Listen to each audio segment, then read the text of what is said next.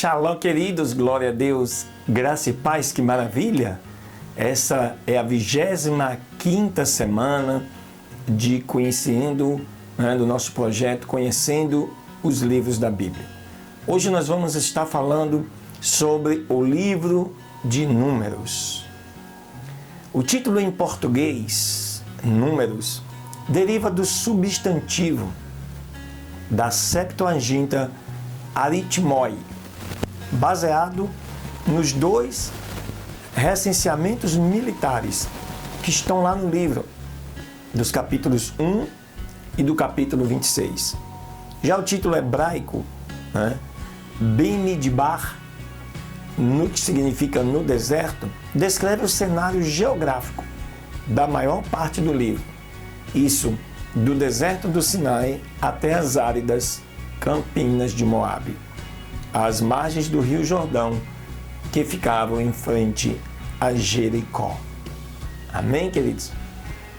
Fica ligado, em 5 segundos nós vamos estar voltando para comentar este riquíssimo livro que narra toda a trajetória do povo hebreu no deserto durante os seus quase 40 anos. Aleluia!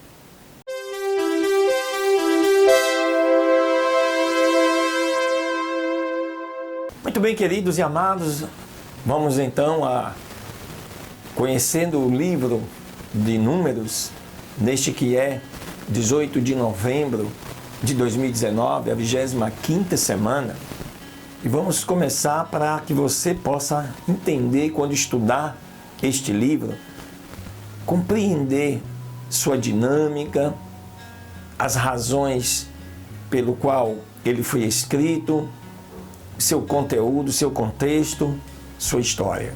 Isso é muito importante, porque nos ajuda a ter uma visão mais crítica, uma visão mais realista, mais espiritual do contexto do livro.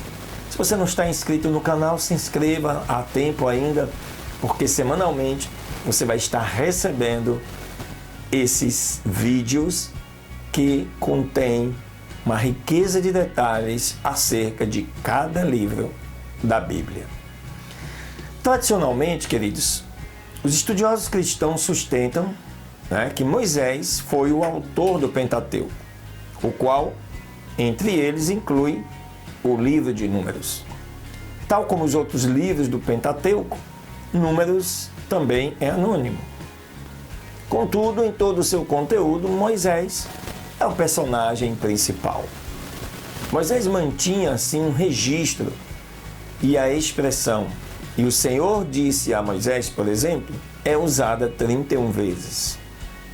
É possível que alguns trechos tenham sido acrescentados posteriormente por mestres da lei e escribas, como, por exemplo, a referência à humildade de Moisés, lá em Números capítulo 12, verso 3, e ao livro das guerras do Senhor, Números 21, verso 14. Moisés, porém, continua sendo o principal autor. Todos nós sabemos que toda a Bíblia tem como autoria espiritual o Espírito Santo de Deus. Números dá sequência, para você entender melhor, a narrativa histórica que se iniciou lá no livro de Êxodo. O livro retoma a história do Êxodo um mês depois do final do Êxodo.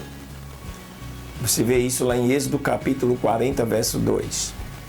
Em Números 1:1, cerca de um ano após os israelitas partirem do Egito, Números abrange os outros 39 anos que o povo de Israel ficou no deserto, lá desde o Sinai até Cádiz e, por fim, até as campinas do leste do rio Jordão.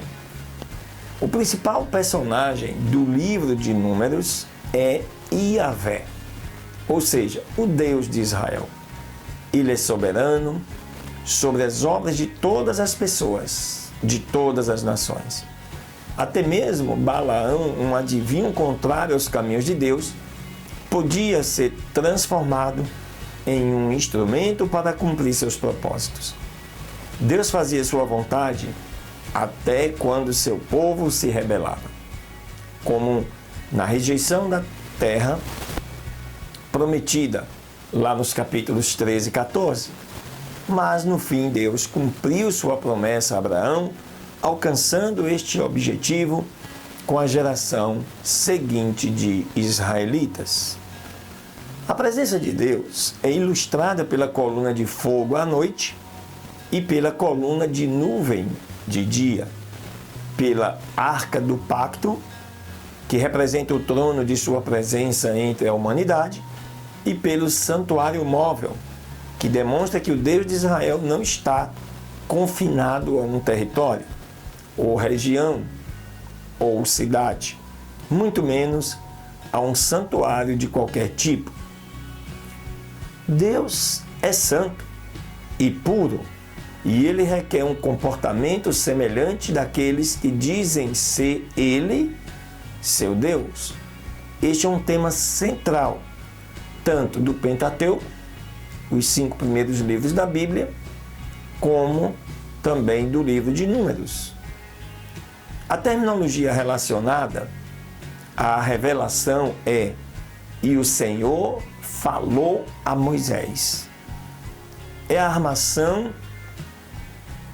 da estrutura do livro. Moisés é o principal agente humano dessa revelação. Números então apresenta Deus como o único que é capaz de cumprir sua vontade reveladora, inclusive por meio de uma jumenta e de um adivinho pagão relutante. Deus assim prometeu a Abraão que faria dele uma grande nação e que daria a seus descendentes a terra dos cananeus e dos amorreus. Os dois recenseamentos mostram que Deus cumpriu a primeira promessa. Já a concessão de território às 2 tribos e meia na Transjordânia é o início do cumprimento da promessa da terra. Deus se mostrou fiel à sua segunda promessa ao concretizá-la já na segunda geração de israelitas. O Deus de Israel é o único Deus verdadeiro. E por esta razão, ele é digno de devoção exclusiva da humanidade. Ele não pode tolerar a adoração a outros deuses, dos elementos e das forças de sua criação. Deus está além da compreensão humana e não pode ser comparado ao caráter humano. Todas as imagens de divindade são proibidas pela lei de Israel, bem como centros de adoração, instrumentos culticos e certos estilos de adoração não autorizados. Todas estas formas de idolatria deveriam ser eliminadas da terra, para que Israel não caísse neste pecado e sofresse a punição. Já os temas da celebração e da adoração, no livro de Números, são delineados dos primeiros capítulos, que retratam Israel em harmoniosa devoção a Yahvé, até a promessa de colheita abundante na terra, que seria trazida a Yahvé como sacrifícios e ofertas, quando o povo recebesse os territórios de suas tribos. Em todo o livro, temos várias canções intercaladas, como a canção da nuvem, lá em Números 9, de 17 a 23, e a canção de batalha da arca, está em Números 10, 35 e 36. Os parâmetros da adoração fiel para os israelitas nômades também foram esboçados por meio de várias circunstâncias negativas, como quando eles não guardavam a Páscoa, violavam o Shabat, e no juízo contra os sacerdotes infiéis e contra aqueles que os apoiavam. A adoração e celebração do Deus de Israel não se limitam aos israelitas. Várias passagens no livro de Números afirmam que não há apenas uma lei para os israelitas e para os estrangeiros, que há apenas uma lei para os israelitas e para os estrangeiros. Os estrangeiros podiam celebrar a Páscoa caso quisessem se identificar com Israel em sua adoração a Yahvé, um único Deus verdadeiro, mas deveriam se submeter a todas as suas instruções e preceitos. Aleluia! Glória a Deus! Que maravilha, né, queridos?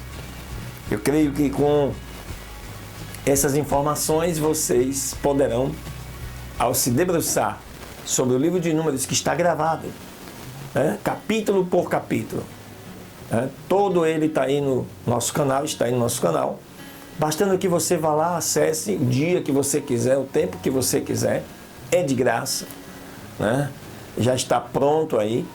Nós temos também um panorama, um estudo bíblico para você marcar cada dia que você lê, e dessa forma você vai se aprofundando no conhecimento da palavra de Deus. Você vai se dedicando a conhecer o Deus Todo-Poderoso, o Criador de todas as coisas. Um beijo no seu coração, Deus te abençoe, até a próxima semana.